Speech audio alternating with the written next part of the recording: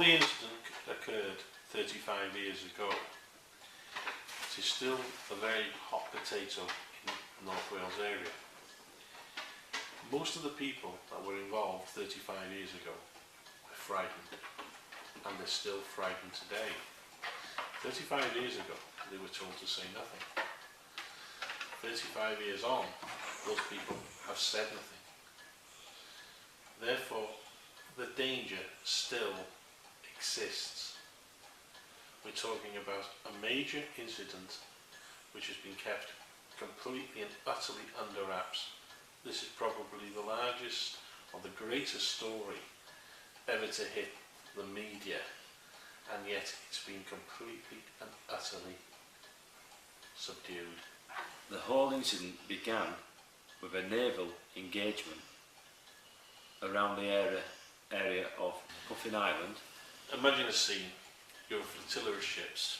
All of a sudden, the water starts to boil. Literally boil. A craft comes up out of the water. They open up on it with guns. The guns hit it. Communication is lost on the ships. The crew start to get disorientated. All communication is lost between ship and shore. A mist comes down between the ships and the North Wales coast. Compasses are out, etc. This little engagement left the UFO hurt. It zigzagged, and we take it went back into the water. It died down. Went back into the water, then came back out around the RAF Valley. That's right. Where our jets chased it from RAF Valley, or half the squadron chased it from RAF Valley. And they followed it across and round Snowdonia. The other squadron seemed to cut across, flying over Penman Mawr, but keeping a very low profile. I take it they were dodging radar or dodging some sort of detection that was on the UFO. But the two squadrons met at Capel Cerrig, the squadron that was chasing the UFO, and the other squadron that basically came out on top of the UFO. At Capel Cerrig, 3 witnesses state that they saw 2 missiles being fired from a Harrier jump jet which struck the UFO. The UFO then went completely and utterly haywire. We followed the plans, the maps that we were given, shows the UFO flying over Betws-y-Coed. Again, there's a police report in the file which shows that a gentleman in Betws-y-Coed saw a large object flying across Betws-y-Coed, heading towards the rail area, which was belching fire from its side. Again, it went over the Denby Moor, heading towards the Denby Moors. Again, it was seen on the Denby Moors and then altered course and seemed to swing more towards Bala, if anything. It didn't seem to reach Bala. All this time, it didn't gain height, but seemed to stay to the contours of the earth, very much sort of trying to hide itself amongst the mountains and the rocks, etc. The general consensus is that the UFO was trying to land in a lake, but missed Bala Lake, and then followed the D down. Now, this UFO, and I say this UFO that we're talking about now, crashed then into the mountain above Llandrillo, where there was a great palaver. It woke the whole town up. There were hundreds of witnesses, not just from Llandrillo, but from the areas all around. We've established that the UFO had actually been depth charged around the continental shelf and Puffin Island, where it appears to have come up around RAF Valley. Then it appears that 2 RAF squadrons have actually drawn it inland, one from the north and one coming behind this craft, and basically intercepted the craft over Capel Cerrig, where a number of witnesses have said that they saw a huge flash in the sky. Then we have a story of a craft being seen to basically come across, heading southeast towards Bala, where it actually landed at the side of a road at a village called Llandrillo, where these group of 5 men actually came upon this as they were travelling home from Bala one evening. Would you say that's a true description of the actual facts? The facts as we have them, yes. We can only go off the witness reports at the time, and considering there are over 50 witnesses at the time that gave this sort of evidence, what more can we say than that? We have the maps, we have the witness reports. These gentlemen were coming home. They were professional men. They were coming home. They were coming home from Bala. They were heading towards Berwyn. Took a shortcut which goes down through Llandrillo. I believe some of them actually lived in and around Llandrillo. And they came upon this UFO on the side of the road.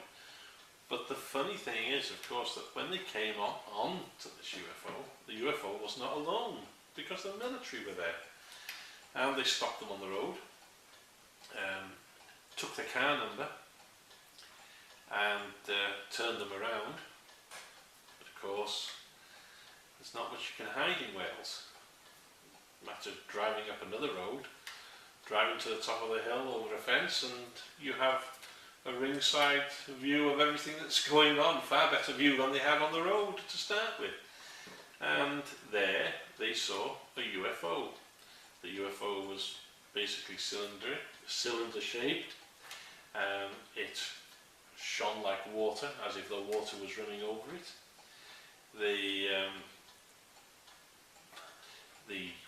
The whole area was crawling with all sorts of military personnel, and there were transporters there.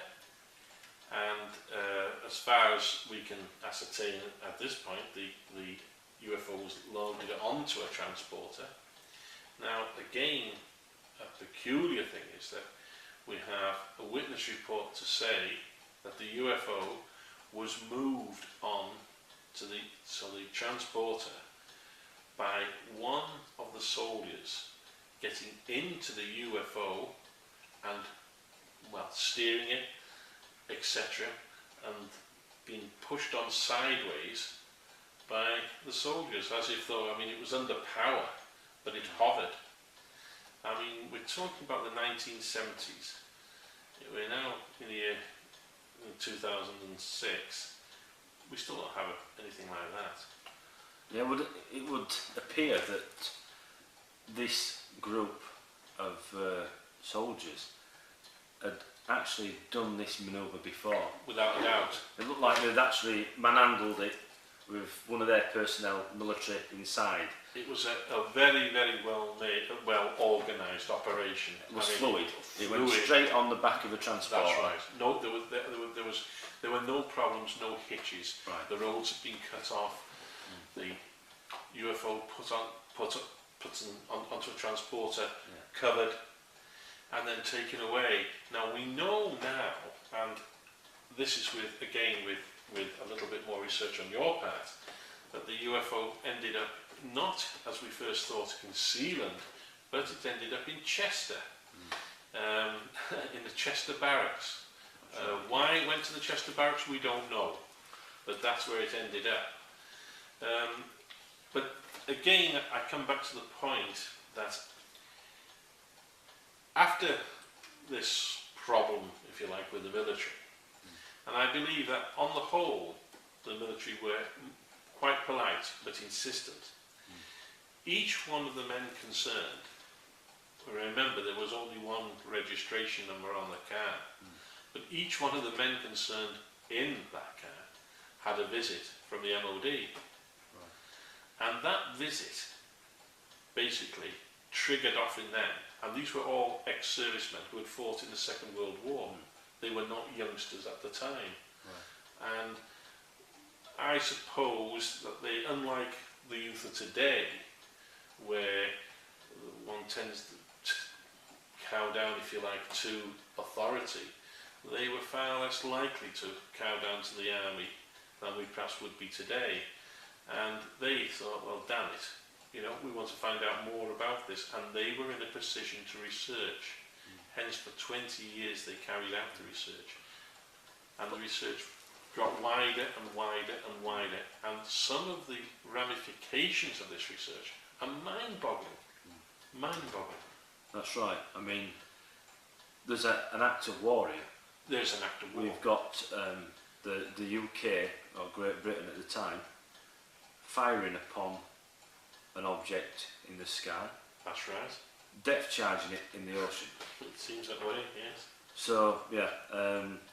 Now, am I right in thinking that things changed for the men eventually, and they was very, very wary of who they spoke to and what they actually told? Yes, from what I can understand, again, the research went quite nicely. They researched backwards from the crash site back to its origins, if you like, which were the battle at sea. The problem arose when they started to make inquiries too much around Valley, which was on Anglesey. This may have been because it was a sensitive area at the time, far more than it is now, but they certainly had problems. They were when I first spoke to them, they were very, very cagey, very, very cagey indeed. And I think it's right to say that they were still a little frightened. One of the documents that we have from them is a warning. The chap died about 5 years later, but he basically warned us to tread very, very carefully, and that we may have a great deal of trouble from the authorities, which has turned out to be a fact regarding this. Also, that in a way there was a type of D notice put on this. You see, this is a huge story, and yet very few of the papers have ever published it. That's right. Now, what I'm looking at this map, and specifically, is the date, and that is, this happened on the same day, the 23rd of January 1974.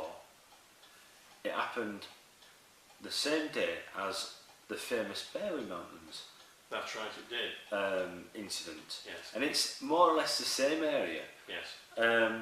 But there's about 5 miles in difference from where this craft was supposed to have landed to an area on the Berwyn Mountains where a craft landed on the Berwyn Mountains. I actually saw a map a while back, and a person had actually said that this was the area where this craft had landed on the Berwyn Mountains. I'd also seen it in a documentary and in a magazine showing a photograph of that area where I've been. We went several years ago originally. So what I'm looking at now is the possibility that this is the same incident as the Berwyn Mountains incident, but what it appears is there's more than one UFO. That's right. That actually landed on that evening. In fact, on this map,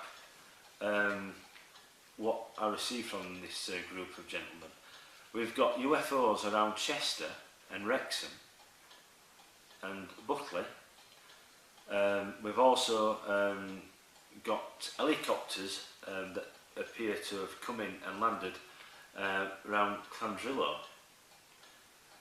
Now, strangely enough, I arranged a meeting a couple of months ago at Bala, at the White Line Hotel, where I had witnesses that had actually come forward and testimonies that helicopters did in fact land on this night around the area of Clandrillo, whereupon gentlemen in white coveralls and headgear was dropped off in this location. Then we was told that there was over 200 army personnel around the Berwyn Mountains and Clandrillo, where helicopters landed every hour, and every hour one would take off and another one would land. This actually went on for over 2 weeks. Now, this is fact, because we actually spoke to these people, these witnesses, at the meeting. So this map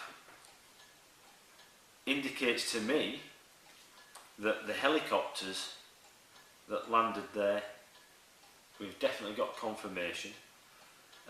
We've actually got confirmation now of the incident where the UFO actually landed. But we've also got more witnesses to say that another UFO landed just 3 miles across the road. Right. What we're looking at really is that one UFO has been badly hit. The UFO hit, came down, landed by the side of the D between the valley of the D. Yeah.